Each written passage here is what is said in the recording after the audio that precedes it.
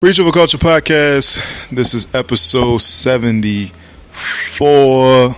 Is it 74? I think it's 74. Because we just did 73. Yep. 74. Cool. I thought we had a for so long.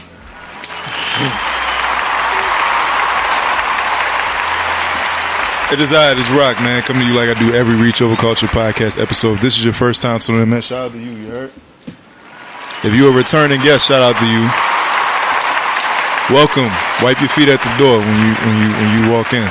I got my main man, the baby face killer, Moses Chavez. You heard? Yes, sir.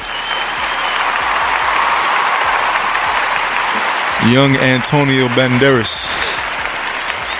Can you dig it? How you feeling? You good? Yes, sir. All right, cool. Episode 74. Let's get right off into it. All right. Segment. Start off the pod. Random fact. Fun or random fact that you learned this week. You got one? Yep, I got one. All right, what's up?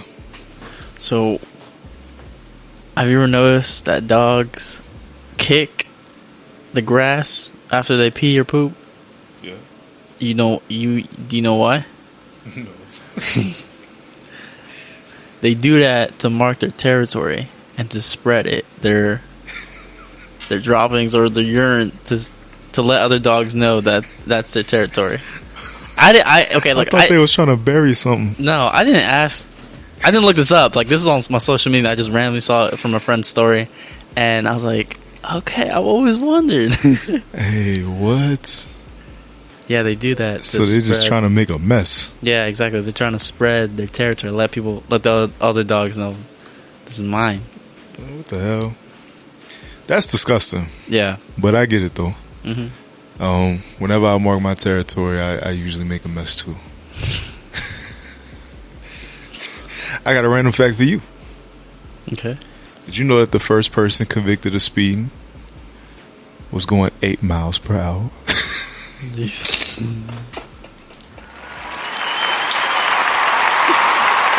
He was walking too fast. Are you serious? Imagine walking too fast. Imagine, like, Usain Bolt has set records running a 100-mile dash in under 10 seconds. Technically going faster than 8 miles per hour. He could have been arrested. Yeah. Damn, you going too fast. You slow that down, goddamn. All that walking fast. You need to slow that down. All right. So since we're on the topic of like random, trivia, whatever. All right. We're gonna start doing these segments every now and again called Quiz Me. All right. With me and Moses, we're gonna come up with 3 random trivia questions that neither one of us probably know any of the answers to, but we're gonna try to give it our best shot. All right. We're gonna go one after the other. I'm gonna give you my question, you vice versa. Mm-hmm. All right. Mm-hmm. First question I have for you, sir, is what is the most frequently sold item at Walmart? Toilet paper?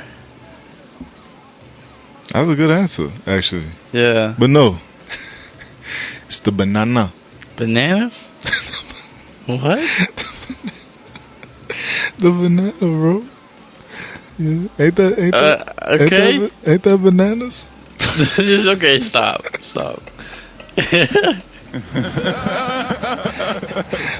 He's pulling out the dad jokes, okay? Alright, go ahead. Alright. Who is Calvin Broadus? That's Snoop Dogg. Yeah. Oh, okay. Come on, dog. Like, what are you talking about? What are we talking about here? Huh? Okay, you got that. Okay. What's the next one? Which country owns every panda in the world? Man. Which country owns every panda? Mm-hmm. Like, what? Mm-hmm. I'm like a wild guess. China? Wow, that's a good one. Yes, that's right. Is that it? Yeah. What? Yeah. Why do they own every panda? Bro, those I mean, it makes sense. You got it right. Yeah, but like, why do they have to own every panda? Yo. Like, there's pandas here in China and in the U.S. Like, or those pandas only have Chinese citizenship or something? I don't know, bro. I don't know. All right, what's up? All right, most of my questions are kind of music. Go ahead, bro. Wait. The Weeknd's parents immigrated to Canada from which African country in the 1980s? He light skin. He's got a high pitched voice. The phone's not loud. He likes changing his face. I'm gonna say Tanzania. No.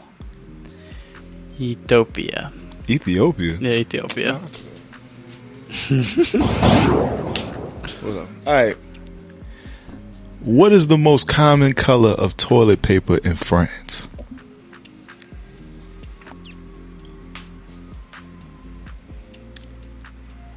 What? Okay, I don't know. I for some reason blue came into my head. I don't know. Blue? It's not a bad pick, but no. It's pink.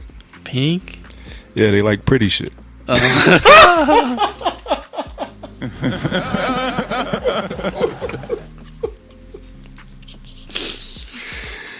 my god. Oh man, it makes it more appealing to the public. Gosh. Okay. Yeah. You got one more? Yeah. This one actually came out right now. Mm-hmm. What song has the lyrics? I'm never gonna dance again. Guilty feet have got What song? no rhythm. It's a 1980 song. I'm never gonna dance again. Guilty feet have I know the song. I don't know who sings that though. What's the song? I don't know the name of the song. I just know the song. I heard the song. Careless Whisper by George Michael. That song goes da-na-na-na-na-na-na, with a saxophone. Da-na-na-na-na. Yeah, you know. Hey, yo, man. Hey, 1 out of 3 for both of us? Word. And rock with us, man, as we get, more in tune with the segments, man. We'll have some more funnier questions on the horizon. So, man, anything, I know you talked about the Maverick City concert. Anything else you're looking forward to in the next couple of weeks as we get in the fall, winter time? You got any travel plans? Anything going crazy?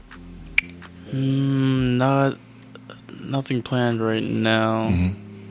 I don't know. It is kind of cold and it's starting to get cold. So I'm low key thinking about Christmas gifts already. You thinking about Christmas gifts already? Yeah, oh yeah, and actually, yeah, because like it's good to plan ahead. And I'm also thinking about my birthday party because I want to plan last birthday party was cool, but I want to plan something more fun. Okay, so you want to have like a game night or something? You want to do something? Or like I want somewhere. It was deep at that restaurant last year. Yeah, I want like a place, like a house or something, and like everybody can just chill. Okay. Like I don't want to go from one place to another. I just want to be one place for like the whole night. Right. Just chill with homies and have fun. Chill with the homies. Yeah. So you ain't gonna have no females there? Yeah. Okay. Wow, nice. Right? I mean, let's be realistic here. This is the young babyface killer we talking about. I mean, I love all my homies, dog, for real. But, too much testosterone. Mm-hmm. Yeah. But, all in all, big 2-4 coming up. Kobe year. Yeah. How have you enjoyed your Jordan year, man? Now that we talking about, I know we kind of premature with it, but how have you enjoyed your Jordan year? It was good. It was really good. I mean, you still living it? Yeah, I'm still here, but yeah, I mean, year's not over yet, so bigger things are still to come. Much bigger things. Jordan year, man. Jordan year is a good year. I mean, those It's a weird stage. It's stages in life, right? Yeah. So I really feel like different stages, different ages calls for different stages of maturity and growth if you allow it to. So, you got that 16 to 18 stage, well, that 15 to 18 stage, really, where you start driving and stuff like that. Then you got that 18 to 21 stage. You can be outside. You ain't got no curfew, nothing like that. And then 21, you can get in the bars and all this, that, and the third. And then you got that 21 to 25 stage. Yeah. That could be real spooky because your level of responsibility start to arise from that 21 to 25 age. And so that 23, in the middle of that 21 to 25 is like, man, I looked at 21 like it was like 21 was just right here. And 25 is like right over there. Yeah. Right? Yeah. So then, you still just trying to figure out you within that 20. Like 18 to 21, I've seen a lot of people, including myself, make all these definitive goals and aspirations and do all these different things that they didn't originally want to do. Mm-hmm. You know what I mean? They're just doing stuff because that's what society says, whether they're going to school for accounting or architecture or something like that. Like they typically get to the 21 to 25 stage. They're like, yo, I really don't want to do none of that. But I really don't know what I want to do, right? So then you get the 21, 25 age and you're just trying to figure yourself out, right? Because for so long, up until 18 and you get the 18, 21 phase, you lived under your parents and they probably guided you and told you this is the best route to take in this X, Y, and Z. But then you get out of the matrix and you're like, yo, I've been living in the matrix. I don't actually know what I really want to do or how I really want to go about life or what religion looks like for me. So then that 21 to 25 age, you figuring a lot of that stuff out. Just to get to 25 and realize you still got a lot of stuff to figure out. That 25 to 30 range, then you like, all right, cool. I'm about to be 29. By the time that this drops, actually, I think it'll be the week of my birthday. So, October. Yeah. Love y'all. I think. I don't know. Because this will come out. And then, yeah. By the time this comes out, it'll be my birthday. So shout out to everybody, that's going to show me birthday love, X, Y, and Z. I appreciate you. Love you. Thank you. 28 was great. 29 is mine, man. 28 was great. 29 is mine, man. And I appreciate all the love for the Reach Over Culture platform, man. And 29 is cool, man. Last year in my 20s, I'm looking forward to it. A wise man named Dexter Sullivan once told me your 20s are for learning, your 30s are for earning. And I've learned a lot in my 20s. I learned a whole lot. And I got a lot more to learn in this last year. I don't look at 29 as like some death sentence. Like people look at you like 29. If you're an OG, you looking at 29 like you're still a kid. If you're 21, you looking at 29 like, man, I'm old, you bro. Trust me. You get to 29 as like, if you do it right, if you take care of yourself mentally, and you've experienced enough life, you like, bro, 29 is nothing. Like I'm being 28, turn 29 is like, I really don't feel old. I remember being 23, feeling like I don't have that much time left. Yeah, that's how I feel right now. Like I have a deadline, bro. And the only deadline that we have is the line where we're dead. It's the only deadline. That's a bar. I cracked myself up. Nah, really, the only deadline we have is the line that we cross when we die. Like when we go in the ground, that's the only deadline we really have for anything. Other than that, like, bro, there's really no deadline for this. And so at 23, I remember thinking, man, I need to have it all figured out by 25, 26. And I got to 25, 26 and life turned over. And then I got to 27, life really turned over. And now I'm 29 and I'm doing everything that I thought I would be doing at the age of 18. Nothing about how I planned at 23. At 17, 18, we was graduating high school, me and P, we always talked about doing media and doing, we didn't know podcasts back then, but we always talked about having like our own TV shows, doing movies, X, Y, and Z, music, whatever was in the entertainment realm. And now he does music. I do podcasting. We have a short film coming out. Everything that we talked about doing at 16, 17 is now what we're doing at 28, 29. But at 23, I thought I would be running somebody's youth ministry. Word. Yeah. Right? At 23, I was moving to Dallas, doing an internship out there. going to Bible school. And so I thought life would look a lot different at 29, right? You couldn't pay me to think that I would be, you know, in the entrepreneurial realm, not married, podcasting, talking to people. Yeah. You just not in this form. Like, you couldn't tell me that ministry would look the way it looks in this form. I thought it looked something completely traditional, something totally different. So, you know, encouragement to everybody that's out there, bro. The only deadline that you have is the flat line. It's the only deadline is when you flatline.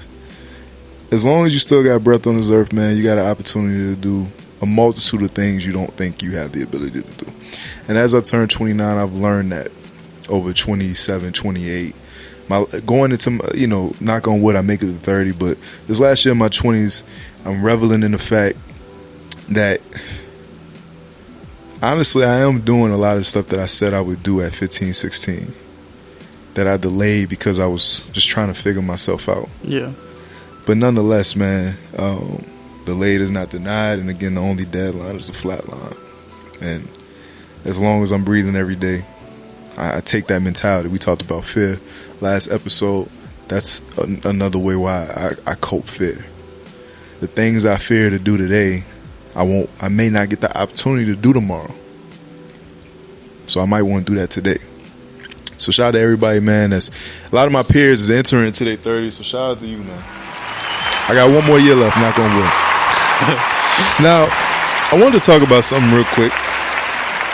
It's episode 74, Road to 100. I want to talk about something real quick. There's a situation with a basketball player, Kyrie Irving.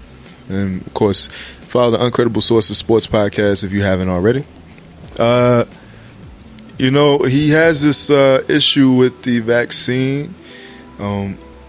He hasn't claimed to be an anti-vaxxer, but obviously it's not something that he's a fan of, like a lot of people. Small percentage of Americans have gotten the vaccine, even thus far.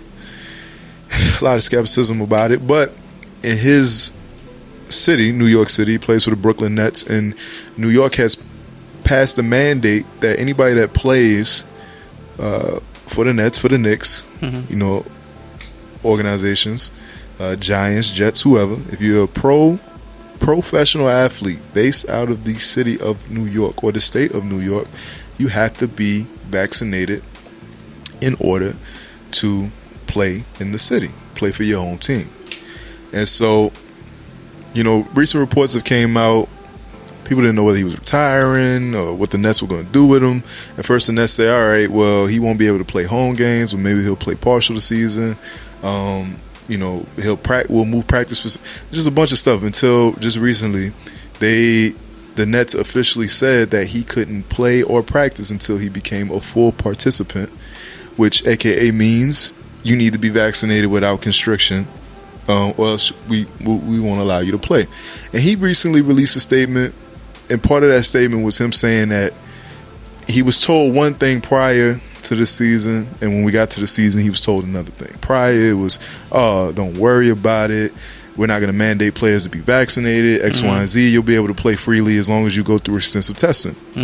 Until now, recently, again, LA, San Francisco, New York, and I believe New Orleans have all passed mandates that professional athletes based out of their city has to be vaccinated. So that way, you know, and these are the same cities that require even fans to have their vaccination cards to come to the games and to go to live events in those cities. So it's not just basketball. Like, if you go to a concert in LA, San Fran, New Orleans, New York, you have to or go to bars or go to gyms. These are all the cities that's mandated that you have to show proof of vaccination to move around, right? And so he said something in his IG live in response to all of this. In response to all this, you know, skepticism about his situation, he said he wanted to be a voice of the voiceless. And he didn't feel like it was fair that people are losing their jobs and their livelihoods based off of the fact that they don't have a vaccination. He doesn't feel like getting the vaccine should determine how you make money or how you know, support your family. And my stance on it was, I get that and I understand that wholeheartedly. I too, very hesitant about the vaccine. Right? I got the vaccine again for reasons. I said this on my Instagram. I got the vaccine for reasons outside of myself, for the people around me. Yeah. Right? And I just feel like the world is going to make it a lot tougher to move around without the vaccine than with it. Right? I want to be able to go to concerts. I want to be able to travel and just move around freely without having to worry about if somebody's going to try to check me for my card or not. While I am still hesitant about the vaccine, and I'm not a person that I'm not an anti-vaxxer. I'm also not somebody that says you're disgusting if you don't get it. It's really up to you. I'm a freedom of choice person. As long as you have a freedom of choice in a certain dynamic, use it. You know, if you don't feel comfortable with it, you don't feel comfortable with it. I'm not the person to tell somebody what to do with their body. Yeah. And so I get Kyrie's stance. I feel like Kyrie is fighting a losing battle because 90% of the NBA is already vaccinated. Right? Some of the biggest stars in the NBA play in LA, San Francisco, New York, and New Orleans. These are some of the biggest stars who have more clout than Kyrie. I'm talking about LeBron James. I'm talking about Kevin Durant. I'm talking about Stephen Curry. These three guys are the leaders and the faces of the NBA. Now, it'd be different if they said they weren't getting the vaccine. Right? Because then it affects viewership. If Stephen Curry stopped playing basketball today, that affects viewership. If LeBron James stops playing basketball today, that affects viewership. If Kevin Durant stops playing basketball today, that affects the NBA's bottom line. So it would be more of a headline. It would be more of an issue. And it would give room for a lot more players that don't want to get the vaccine to say, hey, I don't want to get it. And if they standing up, I'm standing up. Right? Just like with Colin Kaepernick in a situation in the NFL, he took a knee and empowered other players to take a knee. But it's different in the Colin Kaepernick situation because Colin Kaepernick, unfortunately, had living proof of police brutality at the time. When you talk about Trayvon Martin, right? That stuff was happening at the time that Colin Kaepernick was taking his stance. And so it further validated why people were boycotting the NFL, because it's like, hey, this guy's taking a knee for the very thing that's happening in real time and is affecting this country at real time. So I stand behind Cap, because you're going to punish Cap for taking a knee when the thing that he's taking a knee for is affecting us in real time. So that obviously shows the NFL doesn't care. So it was easier for people to get behind Kaepernick at the time. Now, how he handled that situation was bogus, and I'll forever say that. I have my case for that. But at the time, Kaepernick could be a martyr. He can be crucified and people and get the support of the people, and people boycott the NFL. The NFL saw a drop in ratings and everything at the time. Yeah. Because police brutality was still being put on television in broad daylight. Kyrie Irving is a different story. 90% of the NBA is already vaccinated, bro. The people have spoken. Your peers have spoken. The players have spoken. And so people aren't going to get behind. Pretty much, the NBA is going to go on without Kyrie Irving. Again, he doesn't have a big enough name. Yeah. Love Kyrie. Kyrie's one of my favorite hoopers. Favorite dudes to watch. He's box office. I'm paying a ticket to go see Kyrie Irving. Period. But I don't love Kyrie enough or value Kyrie's game enough to not watch the NBA because he's not playing. Because he doesn't want to get vaccinated. Now, if Brian stopped playing,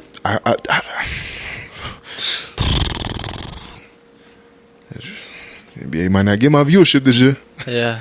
Right? This is Brian. It's Brian. Love Kyrie. He doesn't have that much clout. And so in my mind, I said this to myself. I said, yo, Kyrie is not choosing his battles wisely. He's fighting a battle that can't be won because your peers have already spoken. You have no backup, and you don't have enough people on social media and stuff supporting you. And again, the viewership is not going, and you're not going to affect the NBA's viewership. So you not getting the vaccine and not playing isn't hurting the league. It's only hurting you because you're going to be the only one not getting paid in this situation. You the only one that's not getting a check. NBA TV ratings, they're going to stay where they are. They're going to go up. Mm-hmm. They're going to do what they're going to do, right? You're the only one not getting paid.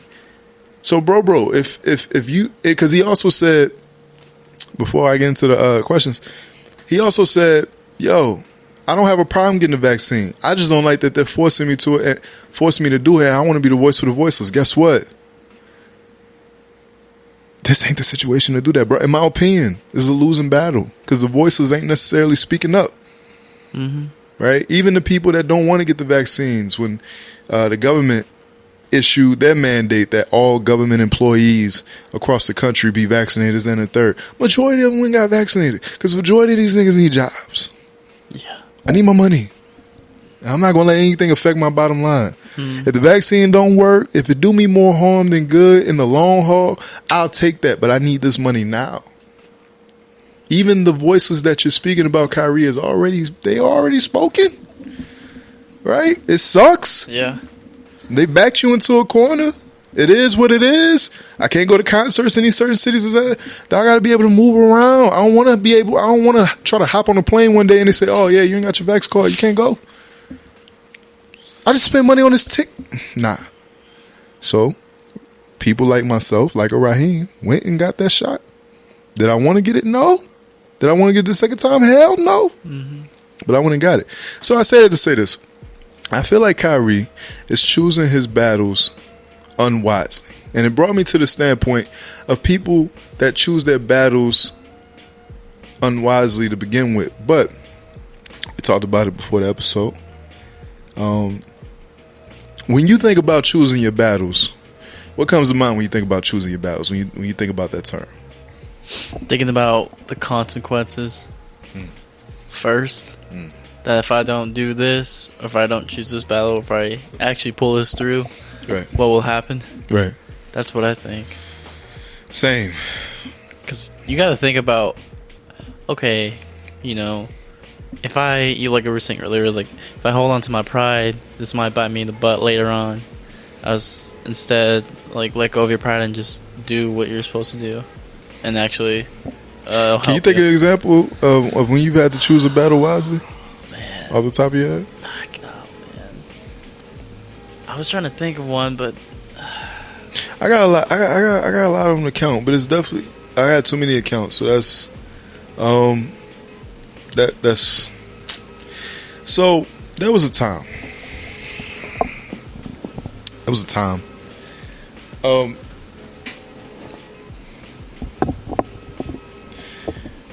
You know, report cards come out. Yeah. Back in the G. Yeah. All right. Now, I had a mischievous history. When I had a bad report card, you know, usually you get your report cards, and the teachers want to make sure that the kids are showing the parents a report card, so they send a report card or a progress report home with you for your parents to sign and for you to give back to the teacher. I know this. So, I don't know, I had to be like in the 3rd or 4th grade or something, and my progress report was just bad. It was horrible, right? I was a second half kid. From the time that I was a kid to just up until now, like I just perform better when the pressure is on. Yeah. Right. Oh, how many weeks I got to get the grade up? Okay, cool. I'll do that. Up until then, if it didn't interest me, I didn't try. Right. So one year, I had a very, very poor progress report, and this was 4th grade. I signed one of my parents' signatures and gave it back to the teacher, whatever. I got caught. It wasn't even. It didn't even look like a good signature. It just was whatever. And I don't know what possessed this teacher. I don't. I sign it, and I don't know. I did something to piss the teacher off or something. Because I did something to piss this teacher off, and she I did something to piss the teacher off. She immediately went to the folders and just picked mine specifically out. This is Raheem This is Raheem we talking about here. You, Raheem? Yes. I don't know what I did. It was God's work. Because I had no issues with this teacher at all. Yeah. Right? She never had anything negative to say about me. at parent-teacher conferences or anything like that. But this one particular day, I pissed this teacher off. I did something. She went through the whole stack of progress reports, literally just decided to pick mine out.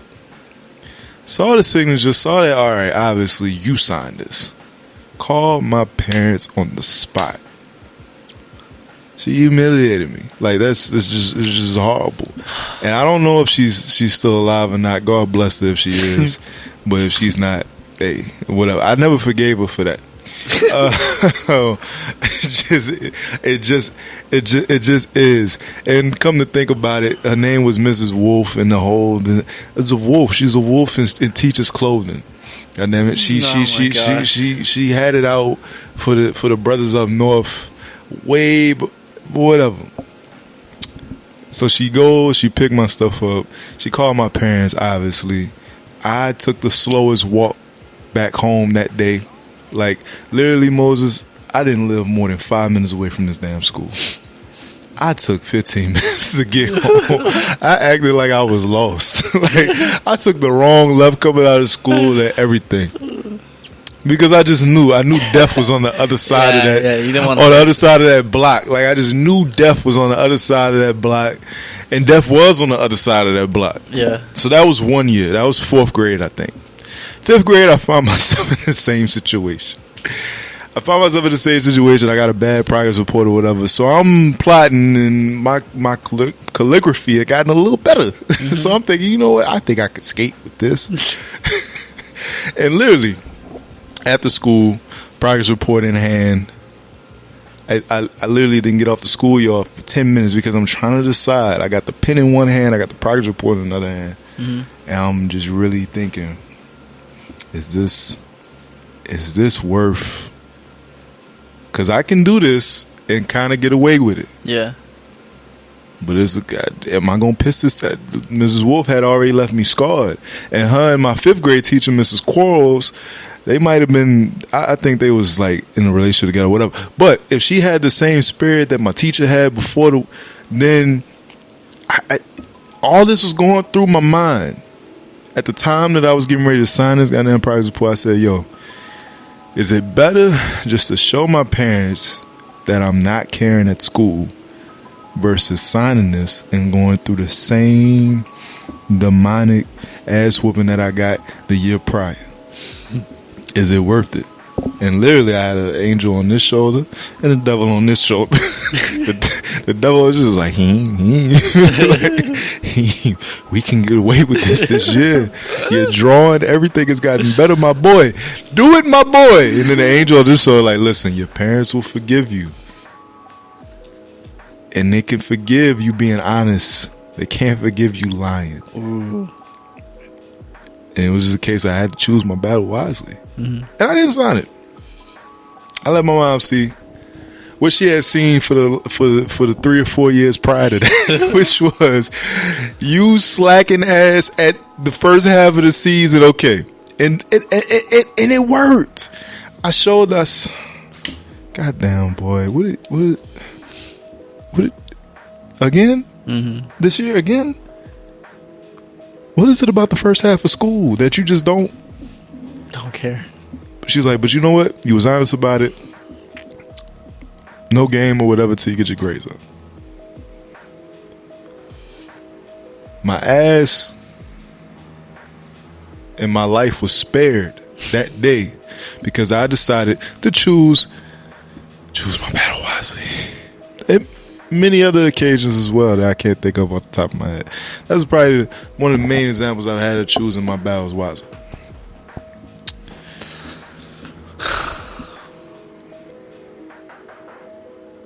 You know, this goes across the board. This isn't. You can utilize this in relationships. Sometimes you got a homie. Yeah. Right. Sometimes you got a homie that might be acting funny style, might be doing stuff in the street that you don't approve of. Right. So it's like, what do you do? Do you address your homie about this? We talked about having the tough conversations. Part of that is about choosing your battles wisely. Yeah. Some conversations don't need to be had. Some conversations do. Some conversations you just wasting your breath. Some things you can actually get across from somebody. Some conversations you're going to see consequences on the other side of that. So, with choosing your battles wisely, what's some words of encouragement that you can give the people about choosing your battles wisely from your own personal experience? You don't have to give a person's example if you don't know, but just what's some words of encouragement that you have for the people about choosing your battles wisely? I would say make an adult decision and think about the consequences. That's just what they say. You gotta bite the bullet sometimes. You gotta bite the bullet. Bite the bullet. I like that. And I got a better one. Like Raheem was saying with Kyrie, he was kind of just. I mean, in reality, he wasn't helping the NBA whatsoever. They're better off without him. They could be. Nothing would really change. But in the end, he's not gonna get a paycheck. He's only gonna screw himself over. Right. I guess in the same way, just in any situation that you come across, just think about: am I just gonna screw myself, or am I helping myself? Just think about that situation. All right. So let me ask you. So you're dating this girl, right? All right. Well, no, because you don't be dating like that. So you talking? You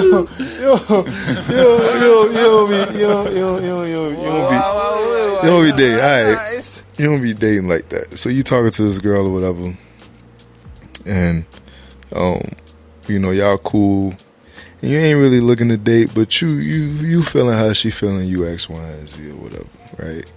Now, you're saying one thing, which is I don't want a relationship X, Y, and Z, but your actions say another thing. Okay? I already know. So now you get to a crossroads. You get to a crossroads of, all right, real feelings are starting to be developed here, and most of them is not on my side of things. It's on hers. And so now you got two situations that we talked about in the last few podcasts, which is you gotta have it's a possible tough conversation to have, right? Shout out to Hoodville. Yo, City boys. Yo.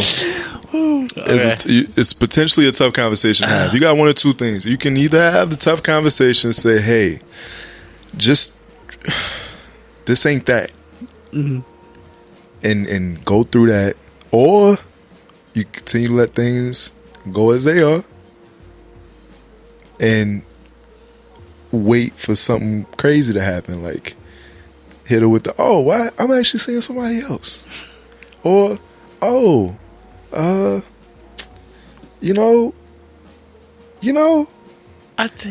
think we're so in that you got a couple battles to choose. You can either let things ride, let things build up, and let them try to fizzle out on their own, or you can cut it off at the neck. Say, hey, this ain't that. I feel like you catch your feelings. X, Y, and Z. Boom, boom, boom, boom, boom. I can we need to go ahead and let that go. Yeah. Which one you doing? You letting it ride, or you cutting it off at the neck?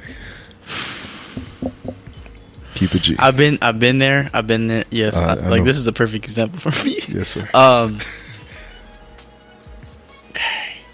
Because each one is a battle. Yeah, it is. I don't know. Probably cut it at the neck, like you said. Just keep it G, Moses. If you cutting it off at the neck, man, you just gonna be like, hey, man, just gonna kind of be what it is until she kind of get the idea. I would say just keep going with the flow until she brings it up. Until she brings it up. I'm not bringing it up about the situation. I'm not. It's two different answers. This nigga gave two different answers. At first he said cut it off at the neck. We got real. Listen, just keep going until she bring it up. Until she figure it out. It ain't my business. If I said it the first time, then I meant it the second and third and fourth time. I don't need to say it no second, third, fourth time. If I said it. If I ain't say nothing different, that's just what it is. That is called choosing your battles unwisely. Yes. That is not a wise way to go about handling that. Because the wise way would have been, but you know what? In hindsight, honestly, there's really no wrong answer to that. Yeah. Because facts are facts at the end of the day. And we talked about this on one of the prior podcasts. Facts over feelings. The fact is, if I didn't say the nature of the relationship changed, then it didn't change. I can't control how you feel.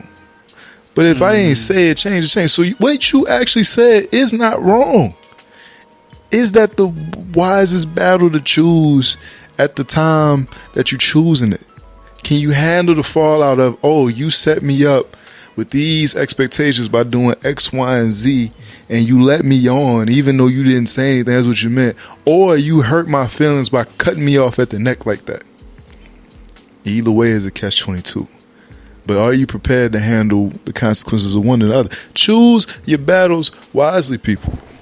Everything isn't meant to be one on the front.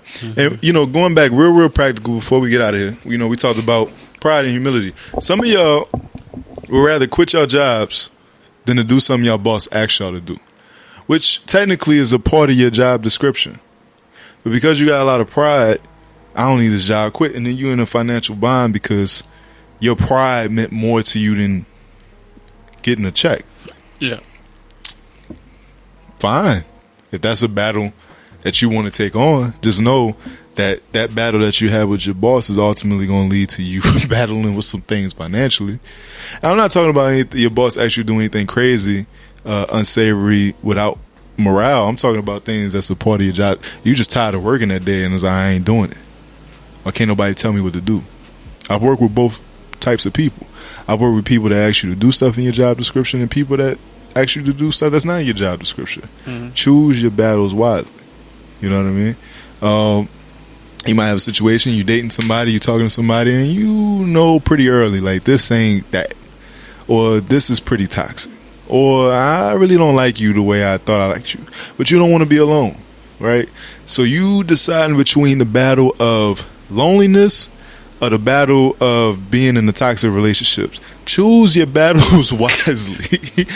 Because I guarantee you, 2, 5, 6 months in, you're going to be like, nah, I rather kind of be alone and struggle with my loneliness and try to face that head on than go to, I got to keep paying for dinner for this. You know what I mean? Like, choose your battles wisely. Some things aren't meant to be won right away. Some situations you have to take a L in. Yeah. In certain situations you can circumvent an L. Either way, it's all about choosing your battles wisely. Moses, you got any more words of encouragement, man, before we let the people get out of here? No, I think that's all. Just like you said, be wise. Just take a minute and just think. Yeah. And just say, am I doing this wisely? Yeah. Take account of Jesus, right? And one avenue in the New Testament, in one avenue in the story of Jesus, he disappears from his parents, right? Now, mind you, what parents just loses their child, in which I found at Walmart is very, very. No, there was a kid dressed in a Spider-Man costume that they parents lost him. Your kid is in a goddamn Spider-Man. How do you lose Spider-Man? Like, that's how I knew all heroes don't wear capes and all heroes are not created equal. But Jesus, in one respect, in the temple, parents are looking for him, X, Y, and Z. He's in the temple learning. Mm-hmm. And his mom coming pretty much, where you been? I was about my father's business. And we don't hear from him until 30. This is the first and last time we heard about Jesus as a child. And then next time we hear about him, he's a grown man. Right? So in one instance, he has to humble himself and understand that the parents are the parents, right? But then he's in that same temple so many years later as an adult, flipping shit over. Yeah. Yeah, I remember that. Choosing battles wisely. I ain't gonna fight moms, but wait till I get older. As a grown man, I feel this authority to stand on what my father's principles are. But as a kid, I'm gonna obey, even though I am the son of man. Right? Mm-hmm. I am the son of man. In this area, as a child, I am the son of man. but I'm going to choose to heed to the authority of parental figures. But as an adult, I'm going to be a rebel. I'm going to come in here and I'm going to flip the craps table over. Y'all gambling and doing X, Y, and Z. I'm going to flip stuff over in here. But as a kid, I'll leave. When I get older, I'm coming back again. You know what I'm saying? Yeah. Choosing your battles wisely, and encouragement to everybody out there to choose your battles wisely. This is the Reach Over Culture podcast, man. Roc, Moses, episode 74.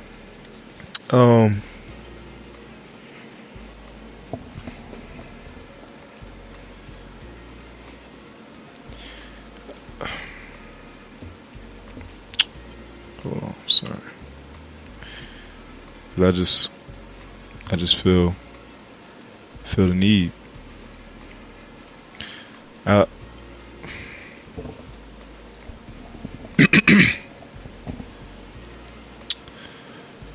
Back again, I use my back against the wall. Never called on y'all. Never count on y'all. Always count on God. Back again, I use my back against the wall. I never called on y'all. Never count on y'all. Always count on God.